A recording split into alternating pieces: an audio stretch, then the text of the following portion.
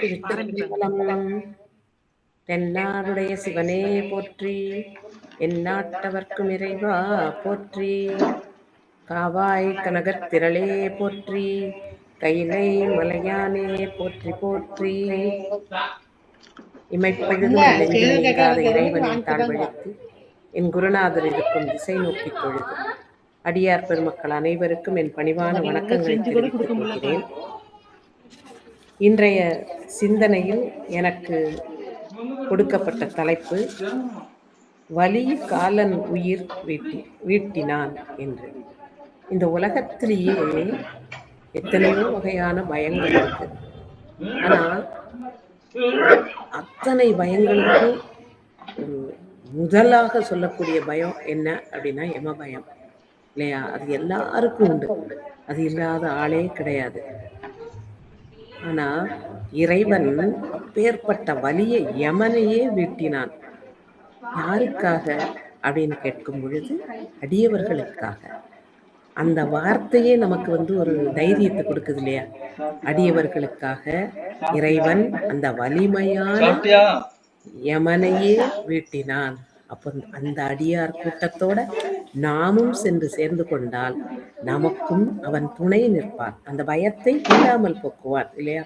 அப்படிங்கிற எண்ணம் நமக்கு வர வைக்கின்ற பதிகமாக இந்த பதிகத்தில் உள்ள இந்த வரி அமைந்திருக்கிறது. சீர்காழியிலே பாடப்பெற்ற பதிகம் எது? இதிலே சொல்ல கையாளப்பட்டிருக்கின்ற வார்த்தைகள் இருக்கே, இப்படி ஒன்றோடு ஒன்று இணைந்து இதை இப்படி பிரித்து பார்க்க வேண்டுமா, அப்படி பிரித்து பார்க்க வேண்டுமா அப்படின்னு நம்ம மருள வைக்கின்ற அளவிற்கு தமிழிலே ஞானசம்பந்த பிள்ளையார் இப்படி சொல்லாட்சி, தன்னுடைய சொல்லாட்சியை அங்கே நிரூபித்து காட்டியிருக்கின்றார். ஒவ்வொரு பாடலிலும் இதை இதோடு சேர்த்து இப்படி பிரிக்கணும், இந்த சொல்லை இப்படி பிரித்து இப்படி பொருள் கொள்ளணும். இந்த ஒரே வார்த்தை ஒரு இடத்திலே ஒரு பொருளிலே வரும், அதே பாடலிலே இன்னொரு இடத்திலே வேறு ஒரு பொருளிலே வரும் அப்படின்னு நம்மை மலைக்க வைக்கின்ற வார்த்தைகளோடு அமைந்திருக்கின்றது இந்த பதிகம். முதல் பாடலிலே என்ன கூறுகின்றார் என்று பார்த்தால், இறைவனுடைய தோற்ற பொலிவை கூறுகின்றார். இப்பேற்பட்ட பொலிவோடு இருக்கின்ற இறைவன் எங்கே இருக்கின்றான்? உண்மையான கடலுக்கு அருகிலே இருக்கின்ற சீர்காழி பதியிலே அவன் எழுந்தருளி இருக்கின்றான் என்று அவனுடைய தோற்றத்தை வர்ணிக்க வேண்டும் இல்லையா?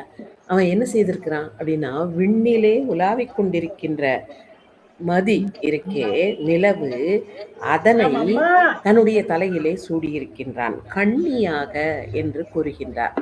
கண்ணி என்ற சொல், அந்த அதன் பொருள் என்ன அப்படின்னு பார்த்தா, ஆண்கள் தலைமாலையாக அணிவதை கண்ணி என்று கூறுவார்களாம். அங்கே இறைவன் என்ன செய்திருக்கின்றான்? பிறையினை கண்ணியாக தன் தலையிலே சூடியிருக்கின்றான், சடைமுடி உடையவனாக இருக்கின்றான். உமையம்மையை தன்னில் ஒரு பாதியாக கொண்டு திகழ்கின்றான். அவனுடைய இரண்டு கண்களும் கருணையை பொழிகின்றன. இது காணாது என்று நெற்றியிலே மற்றொரு கண்ணும் அவனுக்கு விளங்கி தோன்றுகின்றது. ஓசை மிகுந்த சீர்காழி பதி இருக்கிறதே, அந்த பதியிலே அந்த பதிக்கு சிறப்பு சேர்க்கின்ற வண்ணம் அங்கே இருக்கின்றான். யாரு? மறை ஓதுகின்ற பெரியவர்கள் எல்லாரும் ஏத்துகின்றார்களாம் இறைவனை. அப்பேற்பட்ட பெருமையுடைய இறைவன் அங்கே இருக்கின்றார். அந்த இறைவனது மலர் பாதத்தினை இவர்கள் அனைவரும் ஏத்துகின்றார்கள். அப்பேற்பட்ட பெருமை உடையவன் அந்த சீர்காழி பதியிலே எழுந்தருளி இருக்கின்றான் என்று நமக்கு கூறுகின்றார். இங்கதான் இருக்காரு, வாங்க அப்படின்னு அழைக்கின்றார். முதல் பாடலை பார்ப்போம். விண் இயங்கு மதி கண்ணி. அந்த மதி கண்ணியினை அணிந்திருப்பவன், விண்ணிலே இயங்குகின்ற மதியினை கண்ணியாக அணிந்திருக்கின்றவன் என்ற பொருள்படும்படி விண் இயங்கு மதி கண்ணியான். விரியும் சடை பெண் நயம் கொள் திருமேனியான். பெண்ணை தன்னில் ஒரு பாகமாக கொண்டிருக்கின்றவன் அவன். பெண் நயம் கொள் திருமேனியான் பெருமான். அனல் கண் நயம் கொள் அனலை விடக்கூடிய அந்த கண்ணினை நெற்றியிலே உடையவனாக இறைவன் திகழ்கின்றான். எங்கே எழுந்தருளியிருக்கின்றான்? ஆரவாரம் மிகுந்த காழிப்பதியிலே அவன் எழுந்தருளியிருக்கின்றான்.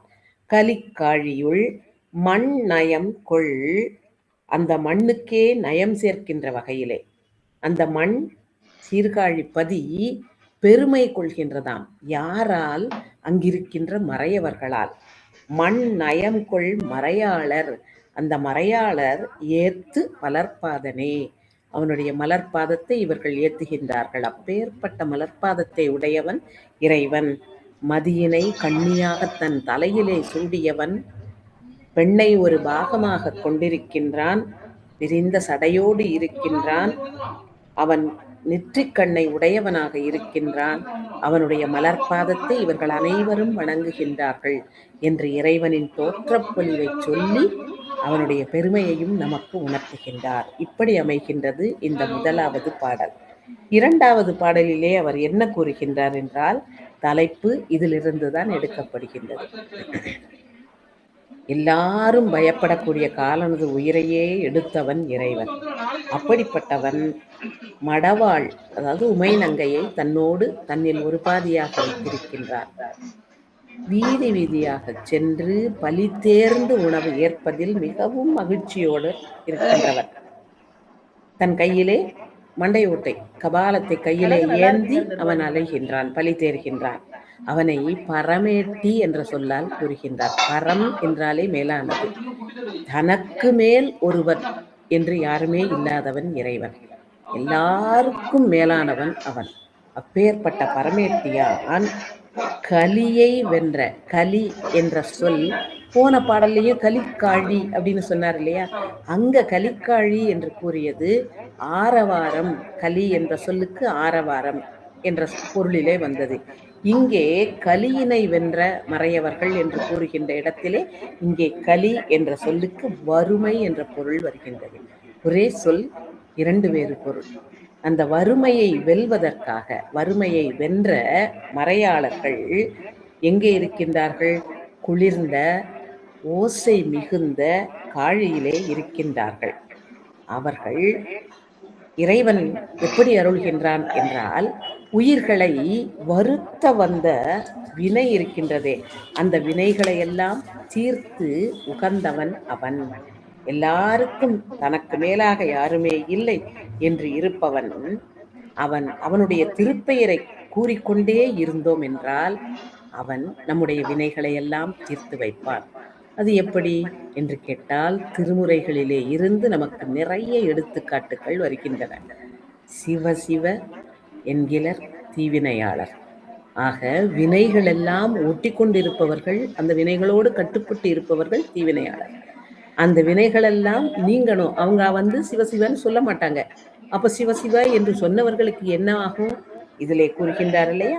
நலிய வந்த வினை தீர்ந்து, அந்த வினை தீர்க்கப்படும். சிவசிவ என்று சொன்னால் அந்த வினை தீர்க்கப்படும். ஏத்துவார் தமை வாதியா வினை மாயுமே. இறைவனை ஏத்துகின்றவர்களுக்கு வினை அவர்களை வாதிக்காது, வருத்தப்படுத்தாது, ஆனால் மாய்ந்து விடும். இது கூடவே இருந்து தொந்தரவு பண்ணாது. தூய மாமலர் தூவி கைதொழ தீய வல்வினை தீருமே. இறைவனை மாமலர் தூவி தொழுதால் இந்த தீமையான விலைகள் எல்லாம் தீர்ந்து போய்விடும். எத்தனை எடுத்துக்காட்டுகள் திருமுறையிலிருந்து நாம் கூற முடியும். அப்படி கலியை வென்றவர்கள் இந்த மறையவர்கள். அவர்களை நலிய, அவர்களை வருத்தப்படுத்த வந்த அந்த வினைகளை எல்லாம் தீர்த்து மகிழ்ச்சியோடு இருக்கின்றவன் நம்பன், எங்களுக்கு விருப்பமானவன். அந்த நம்பன் என்ற சொல் எவ்வளவு உரிமையோடு எப்படி இருக்கு பாருங்களேன். அவன் நமக்கு உரியவன், நம்மோடு இருப்பவன், நமக்கு அருளுபவன். எனவே அப்பேற்பட்ட இறைவனை வணங்குவோம் என்று அழைக்கின்றார். இரண்டாவது பாடலை பார்ப்போம். வலிய காலன் உயிர் வீட்டினான் மடவாளொடும் பலி விரும்பியதோர் கையினான் பரமேட்டியான் கலியை வென்ற மறையாளர் தம் கலிக்காழியுள் நலிய வந்த வினை தீர்த்து உகந்த எம் நம்பனே. எங்களுக்கு விருப்பமானவன் இறைவன் என்று நமக்கு அறிமுகம் செய்து வைக்கின்றார். இது அவரை சொல்லும் போதே அப்ப நமக்கும் நலிய வருகின்ற வல்வினையெல்லாம் தீர்க்க வல்லவன் அவன். அது என்ன செய்யணும்? அவனுடைய மலர்பாதத்தை பிடித்து கொள்ளணும். அப்ப அந்த வினைகள் எல்லாம் தீர்ந்துவிடும். சிவ சிவ என்று கூறிக்கொண்டே இருக்க வேண்டும். அவனுடைய திருவைந்தெழுத்தை எந்த முறையிலாவது எப்படியாவது எப்போதும் கூறிக்கொண்டே இருந்தால் நம்மை நலிய வருகின்ற அந்த வினைகள் அனைத்தையும் அவன் தீர்த்து விடுவான் என்ற ஒரு நம்பிக்கையை ஊட்டுகின்றது இந்த பாடல். அடுத்து 3வது பாடலிலும் மீண்டும் அவருடைய தோற்ற பொலிவைத்தான் நமக்கு விளக்கி கொண்டே போகின்றார். இறைவனை இதுல போன முறையெல்லாம் மலர்பாதன்னு முதல் பாடல் சொன்னாரு. அடுத்தாக்கல காலன் உயிர் வீட்டினான்னு அவனுடைய வலிமையை சொன்னாரு. இதுலேயும் இறைவன் நல்லன் என்று நிறைவு செய்கின்றார் பாடலை. அவன் நல்லன், அவன் அப்பேற்பட்டவன் பரமேட்டியான்னு 2வது பாடல்ல கூறினார் இல்லையா, இங்கே அவன் நல்லன் என்று கூறுகின்றார். அது மட்டும் இல்ல, மைந்தன் என்கின்றார். மைந்தன், மைந்து என்றால் வலிமை, வலிமையுடையவன் இறைவன் என்று கூறிவிட்டு அவன் என்ன செய்கின்றான்னா புலித்தோலை சுற்றி அணிந்திருக்கின்றானாம். புலித்தோலை அரைக்கு அசைத்து பொன்னார் மேனியன் இல்லையா, அவன் புலித்தோலை அரைக்கு அசைத்து என்று பாடுவார் இல்லையா, அதே மாதிரி இங்கேயும் குறிப்பிட்டு கூறுகின்றார். புலி தோலை சுற்றி அணிந்திருக்கின்றார். வெண்டலை, அதாவது கபாலத்தை கையிலே ஏந்தி கொண்டு என்ன செய்கின்றானாம், அதிலே பலி தேர்ந்து உண்கின்றான். அதிலே உண்பதிலே விருப்பமாக அதையே தன்னுடைய கொள்கையாக கொண்டிருக்கின்றானாம். சுட்ட வெந்நீற்றினை தன் மேனியிலே பூசி இருக்கின்றான். வெந்நீரு பூசுபவர்க்கு நன்மை சேர்ப்பது, நாம் நன்மை வேண்டும் என்று பூசுகின்றோம் இல்லையா. இப்ப இறைவன் ஏன் பூசுகின்றான் என்றால், அணிபவர்க்கு மட்டும் நன்மையை தருவதல்ல திருநீரு, அணிபவர்க்கு நன்மையை தரும், அதை காண்பவர்க்கும் நன்மையை தரும். ஆக இறைவன் பூசியிருப்பதை காணும் பொழுது நமக்கு நன்மை. அது மட்டும் இல்ல, நாம எப்படி பூசணுங்கிறதுக்கும் அவன் தான் சொல்ல முடியும் இல்லையே. அவன் அருளே கண்ணாக காணணும். அதே மாதிரி தான் அவன் நமக்கு உணர்த்ததான் நாம உணர முடியும். அதனால அவர் உணர்த்தி இப்படி பூசுன்னு உணர்த்துவதற்காக சுடுநீற்றை அணிந்திருக்கின்றான். பெரியவர்கள், அந்த ஊரிலே வாழ்கின்ற பெரியவர்கள் இருக்கின்றார்களே, அவர்கள் கற்றல் கேட்டல் உடையோர் பெரியோர் என்ற வாக்குக்கு ஏற்ப கற்றல் கேட்டல் எல்லாம் உடையவர்களாக இருக்கின்ற அந்த பெரியவர்கள் அந்த ஆரவாரம் மிகுந்த காழிப்பதியிலே இருக்கின்றார்கள். அங்கு இருக்கின்ற அவர்கள் இறைவனை வணங்குகின்றார்கள். இறைவன் எப்படிப்பட்டவனா, நல்ல மல்யுத்தம் செய்கின்றவர்களுடைய தோளெல்லாம் பார்த்திருக்கீங்களா, அப்படி ஒரு மலை மாதிரி இருக்கும், வலிமையோட இருக்கும்.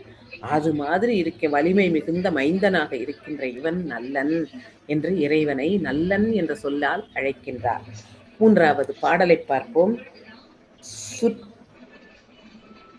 சுற்றல் ஆம் நற்புலித்தோல் அசைத்து அயன் வெண்டலை, பிரம்மனின் தலை, அயன் வெண்டலை துற்றலாயதொரு, துற்றல் உண்ணல், துற்றலாயதொரு கொள்கையான். அவன் என்ன கொள்கை, எதையே தன்னுடைய பழக்கமாக கொண்டிருக்கின்றான். அயனது வெண்டலையை கையிலே ஏந்தி அதிலே உண்டு, அதை உண்டு இருப்பதையே தன்னுடைய கொள்கையாக கொண்டிருக்கின்றான். சுற்றல் ஆம் புலித்தோல் அசைத்து அயன் வெண்டலை துற்றலாயதொரு கொள்கையான் சுடு நீற்றினான் கற்றல் கேட்டல் உடையார்கள் வாழ் காழியுள் மல் தயங்கு திரள் தோள் எம் மைந்தன் அவன் நல்லனே. மைந்தன், அவனுடைய தோள்கள் மற்போர் புரிவது போல, புரியக்கூடியவர் போல நல்ல வலிமையோடு இருக்கின்ற அவன் நல்லன் என்று நமக்கு அறிமுகம் செய்து வைக்கின்றார். அடுத்த பாடலிலும் இந்த அயங்கு என்ற சொல்லை திரும்ப அயங்கு இயங்கு என்று அப்படி திரும்ப ஒவ்வொரு வரியிலும் வைத்து அதில் நயம் சேர்க்கின்றார் ஞானசம்பந்த பிள்ளையார். அவனுடைய கையிலே ஏந்தி இருக்கின்ற வெண்டலை இருக்கின்றதே, அதிலே பல்லு தெரியத்தானே, ஒரு மண்டை ஓடு, அதில் பல்லு கண்டிப்பா தெரியும், பல்லு தெரியறாங்களா மண்டை ஓடலாம். அந்த மாதிரி பல்லு தெரிய விளங்குகின்ற தலை வெண்டலை, அதை கையிலே ஏந்தி இருக்கின்றான். கானகத்திலே நடனமாடிக்கொண்டிருக்கின்றான். இங்கேயும் அந்த போன பாடல்ல சொன்ன மாதிரியே மற்போர் செய்வதற்கு உரிய அளவிலே வலிமையோடு மற்போர் செய்கின்றவர்களுக்கு இருப்பது போல வலிமையான தோள்களோடு அவன் இருக்கின்றான். அதை அவன் கைகளை வீசி எண்டோள் வீசி நின்றாடும் பிரான் இல்லையா இறைவன், அப்படி ஆற நடனமாடிக்கொண்டிருக்கின்றான். கற்களையும் 2 வகையாக இந்த 3வது வரிக்கு பொருள் கூறுகின்றார்கள் உரையாசிரியர்கள். கற்கள் இருக்கு இல்லையா, அந்த கடற் அலை வந்து அடிக்கும் பொழுது கடற்கரையில இருக்கின்ற கற்கள் எல்லாம் அசைதான். அப்படி வலிமையான திரைகள் அலைகள் அப்படின்னு ஒரு பொருள் கூறுகின்றார்கள். இன்னொன்னு, வேகமாக வந்து அடிக்கின்ற அலைகளால் அங்கே இருக்கின்ற கற்களுக்கு நடுவுல நீர் போகுது. ஆக கற்களுக்கு நடுவுல அந்த நீர் போய் அப்படியே அசங்குதான். இது என்று 2 வகையாக பொருள் காண முடிகின்றது. அப்படி திரைகள் அலைகள் எல்லாம் வந்து கல்லில் அடிக்கின்ற அளவுக்கு வலிமையான அலைகளை உடைய கடலுக்கு அருகிலே இருக்கின்ற ஒலித்தல் மிகுந்த காழி சீர்காழி. இங்கே தொல் அயங்கு மிகவும் பழமையான புகழை உடையவனாக இருக்கின்றான் இறைவன். அந்த புகழ் அவனை நாடி வந்து சேர்க்கின்றது. அவன் சுடர்வண்ணனாக இருக்கின்றான். சுடர்வண்ணன் இல்லையா, அவன் மேனி செம்மேனி, செந்தாமரை காடனைய மேனி திருமேனி உடையவன் இறைவன். அது சுடர்வண்ணன் என்று, சுடர் மாதிரி அந்த சிவந்த நிறம் இல்லையா, அதனால அப்படி சுடர்வண்ணன் என்று இறைவனை அழைக்கின்றார். எப்படியெல்லாம் கூப்பிடாரு பாருங்களேன். முதல்ல மலர்பாதனே அப்படின்னு கூப்பிட்டாரு, அப்புறம் நல்லன் அப்படின்னாரு, இப்போ வர சுடர்வண்ணனே என்று அழைக்கின்றார். பாடலை பார்ப்போம். 4வது பாடல். பல் அயங்கு தலை ஏந்தினான் படு காணிடை மல் தயங்கு திரள் தோள்கள் ஆற நடமாடியும் கல் அயங்கு திரை சூழ் நீள் கலிக்காழியுள் தொல் அயங்கு புகழ் பேண நின்ற சுடர்வண்ணனே என்று இறைவனை சுடர்வண்ணனே என்று அழைத்து வணங்குகின்றார். அடுத்த 5வது பாடலிலே என்ன சொல்லுகின்றார் என்றால், இங்க இறைவன் மாதொரு பாகனாக இருக்கின்றான். அவனுடைய தூய்மையான மேனி அதிலே திருநீற்றை அணிந்திருக்கின்றான். அவனுடைய மேனி தூய்மையான மேனி, அருளே வடிவம் கொண்ட மேனி இல்லையா, அது தூய்மையான மேனி. அதிலே வெந்நீர் அணிந்திருக்கின்றான். நாம சொல்லுகின்ற வார்த்தை தான் நம் நாவுக்கு நலம் சேர்க்கும் இல்லையா. நம் நாவுக்கு நலம் வேண்டும் என்றால் என்ன செய்யணும், அதிலே நல்ல சொற்களை, அந்த நாவால் நல்ல சொற்களை பேச வேண்டும்.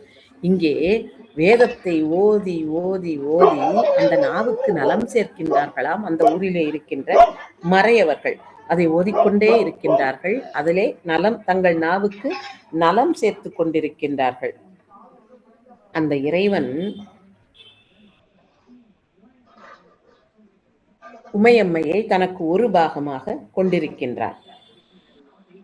அந்த மறையவர்கள் நாவுக்கு நலம் சேர்க்கின்ற வேதத்தை ஓதுறாங்கன்னு சொன்ன இல்லையா, அந்த வேதத்தை அருளியவன் இறைவன். நாவுக்கு நலம் சேர்க்கின்ற அந்த வேதத்தை அருளியவன். காழிப்பதியில் இருப்பவர்கள் அதை ஓதி ஓதி பலனடைகின்றார்கள். அவன் தன்னுடைய திருமுடியிலே அணிந்திருக்கின்ற மலர்கள், அதிலே இருக்கின்ற தேன் திருமுடியிலே படிந்திருக்கிறது இல்லையா, தேன் அங்கே படிந்திருக்கின்றது.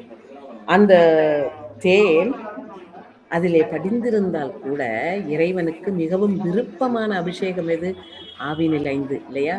தேன் படிந்த அந்த இடத்தில் கூட, தன்னுடைய திருமுடியிலே தேன் படிந்திருந்தும் கூட அவன் ஆவின் 5ஐ மிகவும் விருப்பத்தோடு அபிஷேக பொருளாக ஏற்றுக்கொள்கிறான் என்று கூறுகின்றார்.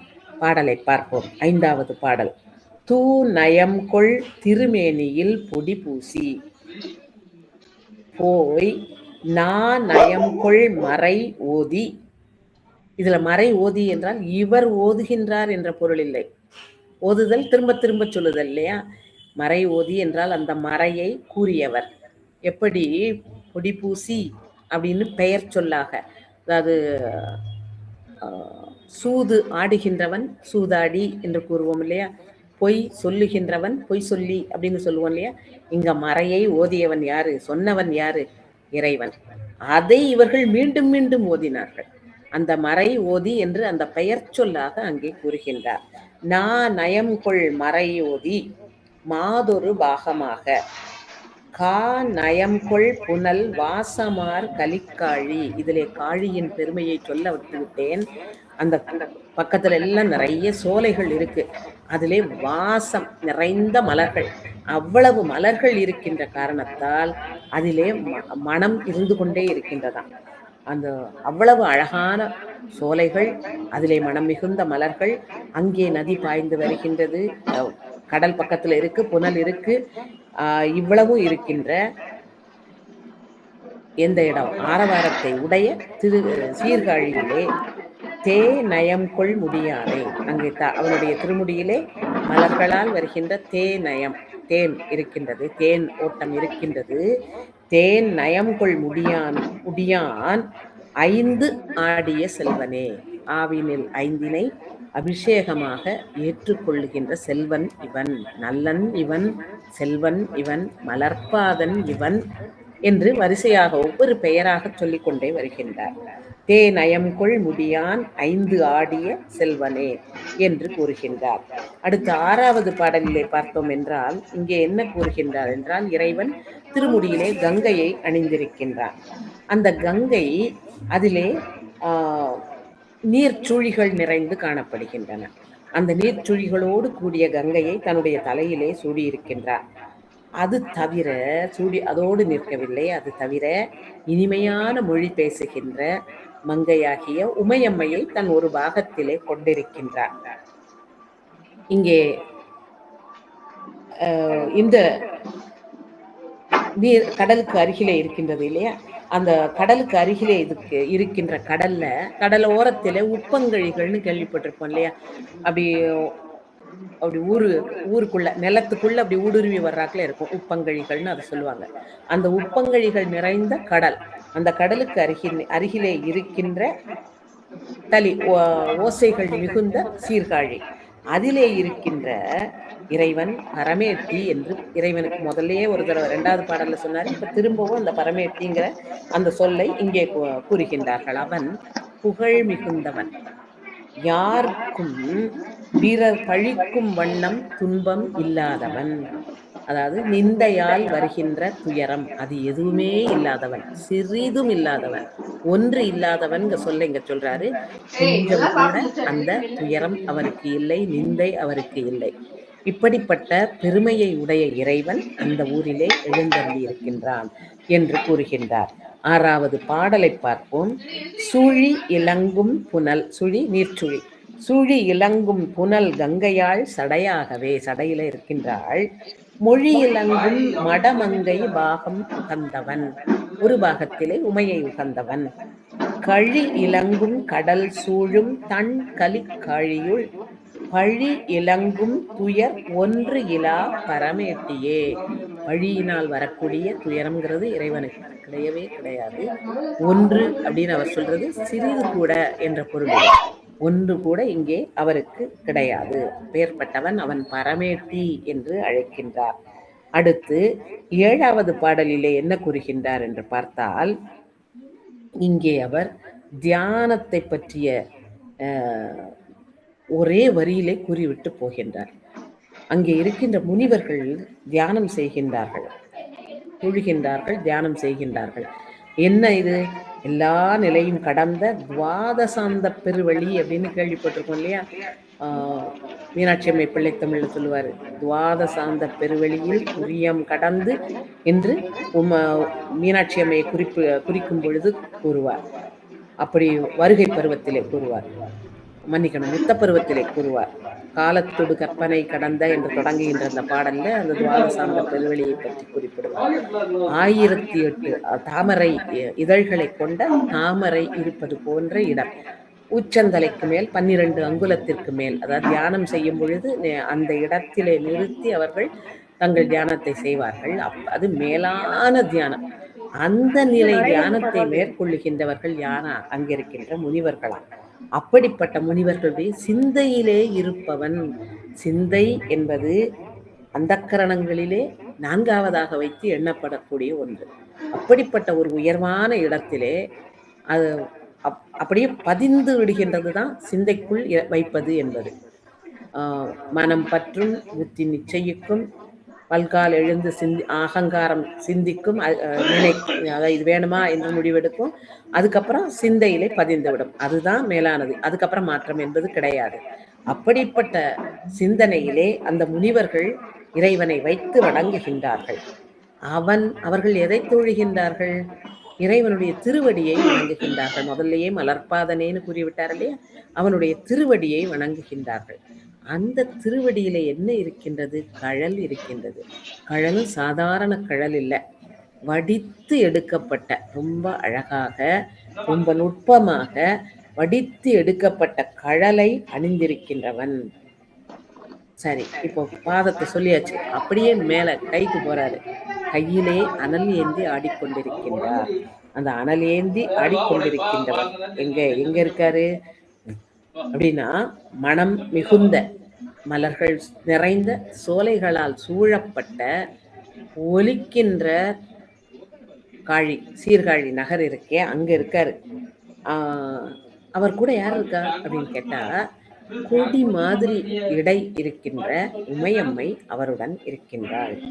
அப்படி அந்த இடத்துல குடிகொண்டு இருக்கின்றார் என்று கூறுவார். பொதுவாக நம்ம பேச்சு வழக்கிலையும் இந்த குடிகொண்டு இருத்தல் அப்படிங்கிறத சொல்லுவோம் இல்லையா? எப்ப சொல்லுவோம்? யாராவது ஒரு நண்பரை பிடிக்கும் ஒருத்தருக்கு அப்படின்னா, அந்த அம்மா அப்பா சொல்லுவாங்க, என் பையன் எப்ப அந்த புதுசா ஒரு நண்பன் கிடைச்சான் அவன் வீட்டிலேயே குடிகொண்டு இருக்கான் அப்படின்னு பேசுவோம் இல்லையா? எப்ப அங்க அப்படி குடிகொண்டு இருத்தல்ங்கிறது வரும்? எப்ப நமக்கு மனம் நிறைந்து, அது நம் மனம் பூரா நிறைஞ்சிருக்கோ, நமக்கு எப்ப விருப்பமானதாக இருக்கிறதோ அப்பொழுது அங்கு குடிகொள்வோம். அப்ப இங்க சுவாமியும் அம்பாளும் இங்க குடிகொண்டு இருக்கின்றார்கள் அப்படின்னா என்ன? ரொம்ப விரும்பி, சீர்காழிப்பதியை விரும்பி ஏற்றுக்கொண்டு இங்க இருக்கின்றார்கள். எப்பவும் நமக்கு ஏதாவது வேணும்னா நம்ம அம்மா அப்பாட்ட எப்படி போய் கேட்போம்? அவங்க ரொம்ப சந்தோஷமா, அதாவது அவங்களுக்கு பிடிச்சதை செய்துட்டு இருக்கும்போது, அல்லது அவங்களுக்கு பிடித்த புஸ்தகம் வாசிச்சுட்டு இருக்காங்கன்னா, அப்ப தொந்தரவு பண்ணா செய்யாது, கிடைக்காது. அவங்களுக்கு பிடித்த ஏதாவது ஒரு செயல் அல்லது உணவு அப்படி என்னவாவது ஒண்ணு செய்யும் பொழுது மகிழ்ச்சியாக இருக்காங்க. இப்ப போய் கேட்டா நமக்கு கிடைக்கும் அப்படின்னு நம்ம நினைப்போம் இல்லையா? அப்ப விருப்பமான இடத்துல இவங்க 2 பேரும் இருக்காங்க. இதுதான் நாம போய் அவர்களை வணங்கி அருளை பெறுவதற்கான வழி அப்படின்னு நமக்கு உணர்த்துகின்றார். பாடலை பார்ப்போம். 7வது பாடல். முடி இலங்கும் உயர் சிந்தையான் முனிவர் தொழ, வடி இலங்கும் கழல் ஆர்க்கவே அனல் ஏங்கியும், கடி இலங்கும் பொழில் சூழும் தன் கலிக்காழியுள் கொடி இலங்கும் இடையாளொடும் குடிகொண்டதே என்று காழிப்பதியிலே உமையோடு அவன் குடிகொண்டிருக்கின்ற அந்த பெருமையை நமக்கு உணர்த்துகின்றார். அடுத்து 8வது பாடல். ஞானசம்பந்த பிள்ளையாரின் வழக்கம் போல இதிலே ராவணனை பற்றிய குறிப்பினை தருகின்றார். ராவணன் அந்த வலிமையான தோள்களோடு இருப்பவன். அவன் தான் போகின்ற வழியிலே இருக்கின்ற கைலை மலையை பெயர்த்து எடுக்க வேண்டும் என்று அசைக்கின்றான். உடனே இறைவன் அவனுடைய வலிமையை அழித்து விடுகின்றார். எப்படி? அவன் எதை பெயர்த்து எடுக்கணும்னு நினைச்சானோ அந்த கல்லை வைத்தே அவனை நசுக்கி விடுகின்றார். இறைவன் அவன் எடுக்க நினைத்த கல்லாலேயே அவனை அப்படியே நெருக்கின்றார். ஒரு பெருவிரலை மட்டும் ஊன்றி அவனுடைய 20 தோள்களும் 10 தலைகளும் நொறுங்குகின்ற வண்ணம் அழித்து விடுகின்றார். அவனுடைய வலிமையே போகின்றது. அப்பேற்பட்ட அவர் எங்கே இருக்கின்றாராம்? ஓசை மிகுந்த காழி நகருக்குள்ளே இருக்கின்றார். அவருடைய இயல்பு என்ன அப்படின்னா, மனம் ஒன்றி வழிபடுகின்றவர்கள். அதை ஒருக்கிய என்ற ஒரு சொல்லாலே இங்கே கூறுகின்றார் ஞானசம்பந்த பிள்ளையார். மனம் ஒன்றுதல், ஒருக்குதல் அப்படின்னா எப்படி அப்படின்னா, அந்த உலகத்துல சித்தாந்தம் படித்தவர்கள் அனைவருக்கும் தெரியும். இருந்தாலும் நானும் ஒரு முறை எனக்கு புரிந்த அளவிலே கூறுகின்றேன். இந்த முப்பொருள் படித்திருப்போம் எல்லாரும்.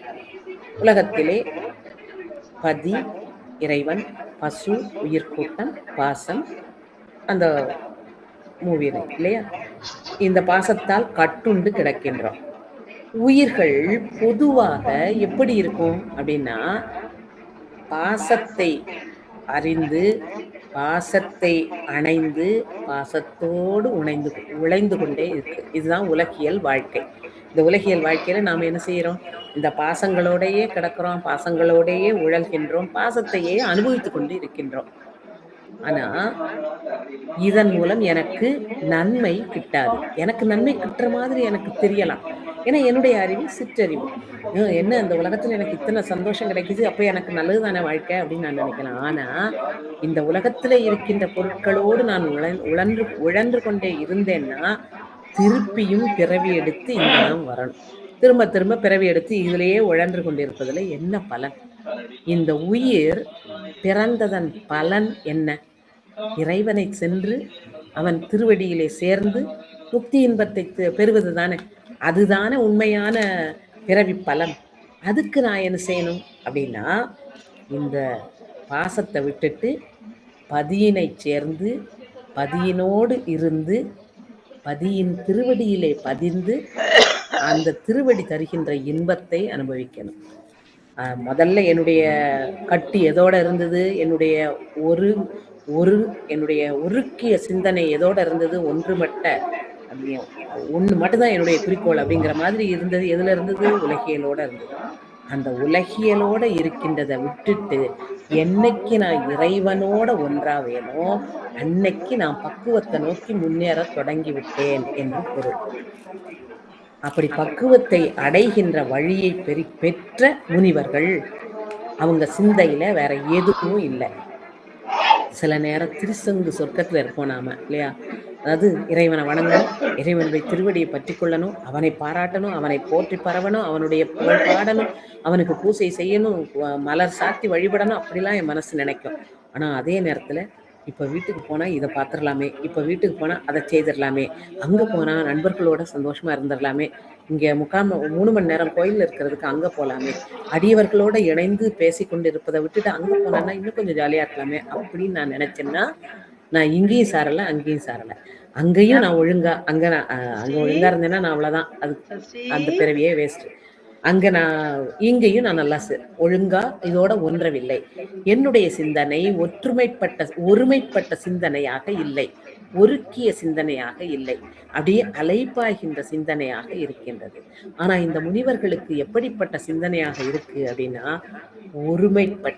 ஒற்றுமைப்பட்ட ஒருக்கிய சிந்தனையாக, வேற எதை பத்தியும் கவலை இல்லை. அப்படியே மனசு பூரா அங்க இறைவன் தான் இருக்கு.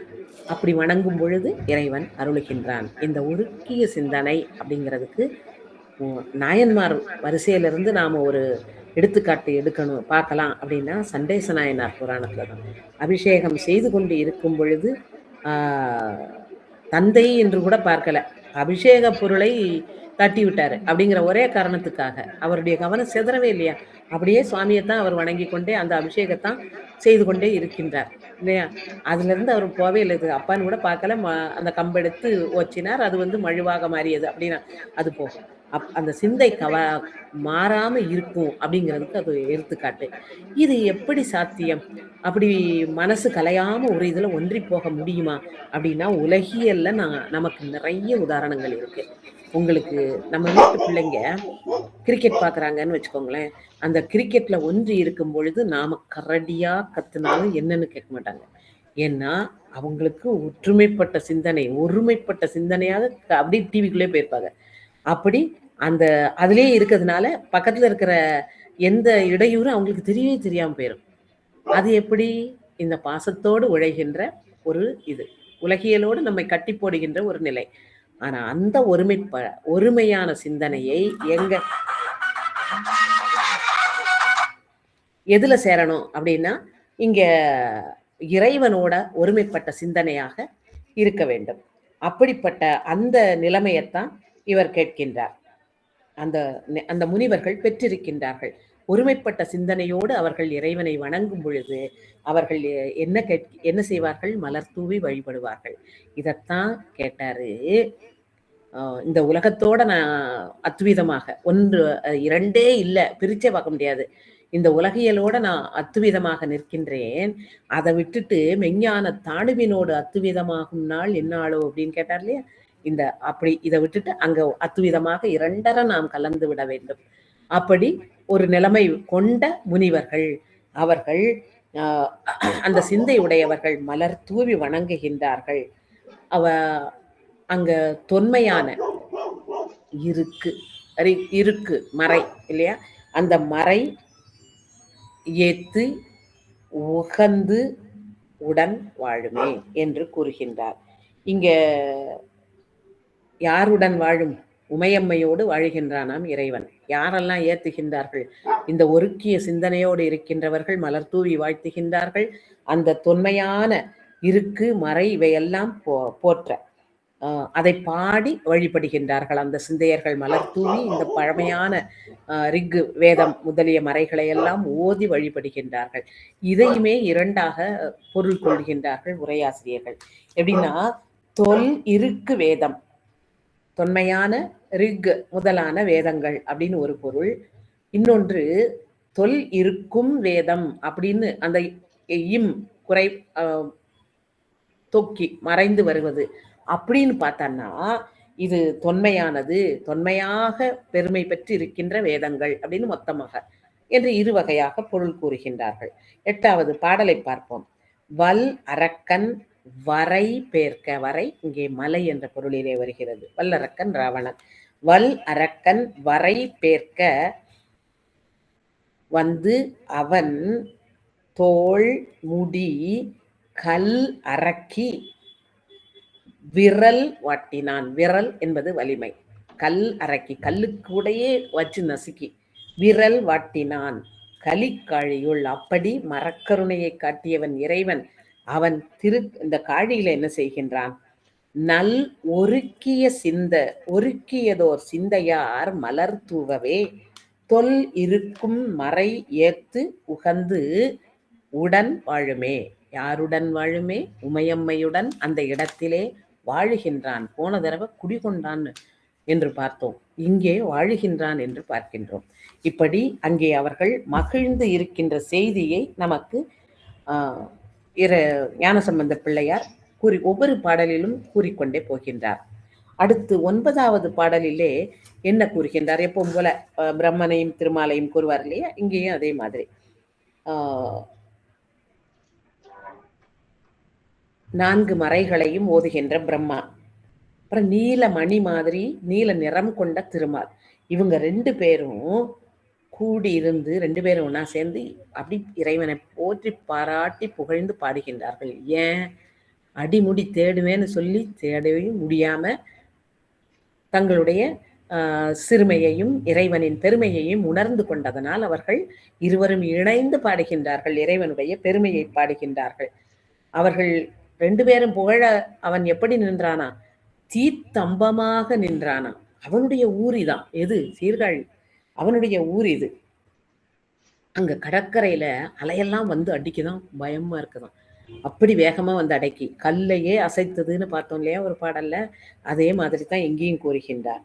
நம்ம பயங்காட்டக்கூடிய அளவிலே வருகின்ற அலைகள் ஓத நீராக வருகின்றது. அதுல வந்து முத்துக்களை எல்லாம் கொண்டு அப்படி தள்ளுதான். அதுவும் சின்ன சின்ன முத்துக்களாலாம் இல்லையா, அகன்ற பெரிய முத்து. அது எல்லாத்தையும் கொண்டு வந்து கரையிலே தள்ளுதான். சங்குகளை கொண்டு வந்து தள்ளுதான். இப்படி இத்தனையும் தள்ளுது.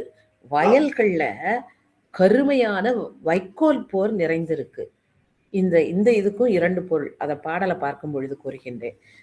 வயலிலே கருமையான வைக்கோல் போர் நிறைந்து காணப்படுகின்றது. இவ்வளவு செழிப்பான சீர்காழி என்று கூறுகின்றார். அந்த காழியிலே இருக்கின்றான் இறைவன். 9வது பாடலை பார்ப்போம். மருவு நான்மறையோனும் மாமணி வண்ணனும் இருவர் கூடி இசைந்து ஏத்தவே எரியான் தன் ஊர். முதல் 2 வரியும் அவங்க 2 பேரும் புகழ்கிற அளவுக்கு தீத்தம்பமாக நின்றவனுடைய ஊர் எது? அதுக்கு பதில் அடுத்த 2 வரியில வருது. வெறுவ பயந்து போற அளவுக்கு வெறுவ நின்ற திரை அலை ஓதம் வார் வியன் முத்து அவை. வியன் அகன்ற வறுமையான அகன்ற முத்து அவை அயல் சங்கு சேர் கலிக்காழியே என்று அந்த இடத்துல கொண்டு சேர்க்கணும். சங்கும் முத்தும் நிறைந்த கலிக்காழி. நடுவுல கருவை ஆர் அப்படின்னு ஒண்ணு வருது இல்லையா, அதை 2ஆக பொருள் கூறுகின்றார்கள். ஒன்று கருவை, கரிய நிறம் கொண்ட வைக்கோல் என்று ஒரு பொருள். இன்னொன்று கருவை. இப்போ நம்ம பேச்சு வழக்குல அந்த சொல் இருக்கு இல்லையா, கருவ மரம், கருவ முள் அப்படின்னு சொல்லுவோம்ல, கருவேல மரம், அந்த கருவை நிறைந்த என்றும் பொருள் கொள்ளலாம் என்று கூறுகின்றார்கள். மருவு நான்மறையோனும் மாமணி வண்ணனும் இருவர் கூடி இசைந்து ஏத்தவே எரியான் தன் ஊர் வெறுவ நின்ற திரை ஓதம் வார் வியன் முத்து அவை கருவை ஆர் வயல் சங்கு சேர் கலிக்காழியே என்று அந்த சீர்காழிப்பதி மொத்த சிறப்பையும் இங்கே கூறுகின்றார். அவன் இறைவன் வந்து தங்கியிருக்கின்ற இடம் என்று அந்த ஊரின் பெருமையையும் சேர்த்து இறைவனையும் பற்றி நமக்கு அறிமுகம் செய்கின்றார்.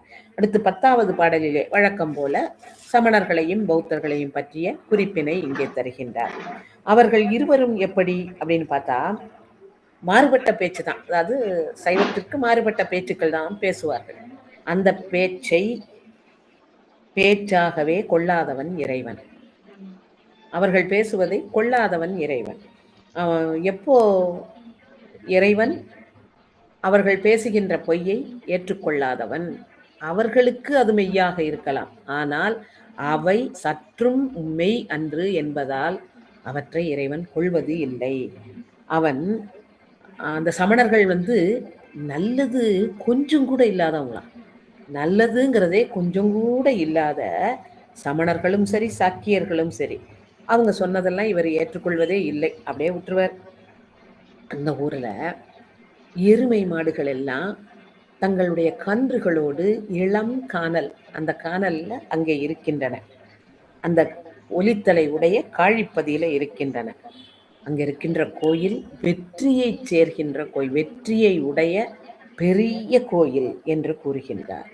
அதிலே கோயில் கொண்ட விடையாளனே என்று இறைவனை அழைக்கின்றார்.